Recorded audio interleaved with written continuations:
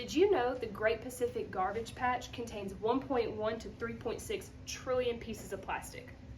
Or did you know that it's 3 times the size of France, or 2 times the size of Texas, just for reference?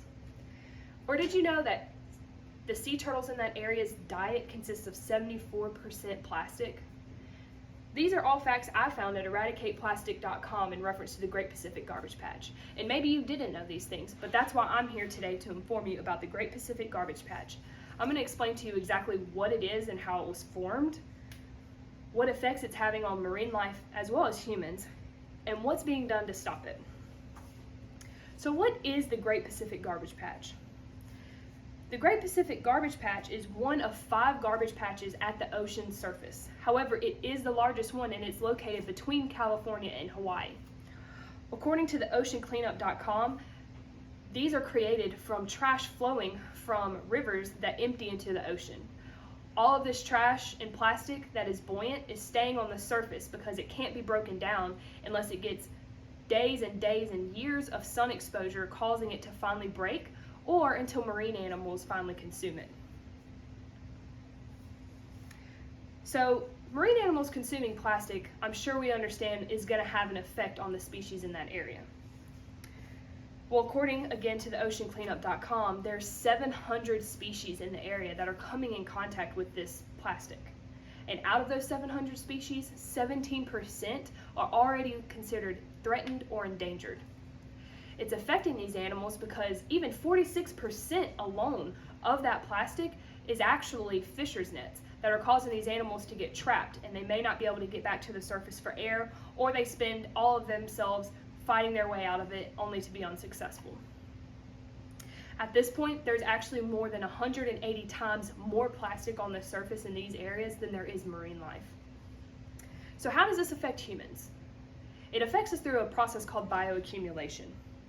Bioaccumulation is essentially when chemicals and toxins from these plastics are transferred to the marine life in that area because they're absorbing it, they're eating it, and those toxins and chemicals are absorbing into those fish and other marine life.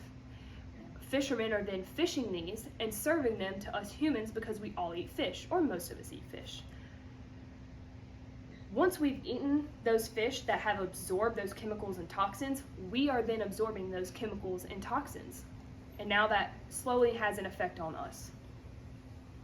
But this is also affecting us economically. Each year, we are spending approximately 6 to 19 billion US dollars on the effects of the Great Pacific Garbage Patch. Well, it only makes sense that if this is affecting marine life and humans and the United States bank account, that someone had to come along and decide to find a way to solve the problem. According to Sally Robertson's 2020 article on azocleanuptech.com, a scientist, Boyan Slat, is working on creating a device to help clean this up. Slat went diving on vacation and found that he was coming across more garbage than he was fish, and decided this was a huge issue.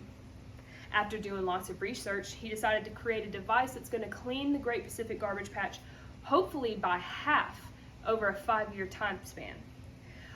With that, he's creating a device that's going to stop the source at the rivers flowing into the oceans to try and stop the plastic from making its way into the ocean. Otherwise, he's going to constantly have a growing problem and never make any lead. His goal is that by the year 2040, 90% of the Great Pacific Garbage Patch will be cleaned. So again, the Great Pacific Garbage Patch is only one of 5 garbage patches. However, it is the largest one located between California and Hawaii that consists of plastics at the surface of the ocean. These plastics are harming our marine life, which is in turn affecting us health-wise as well as economically.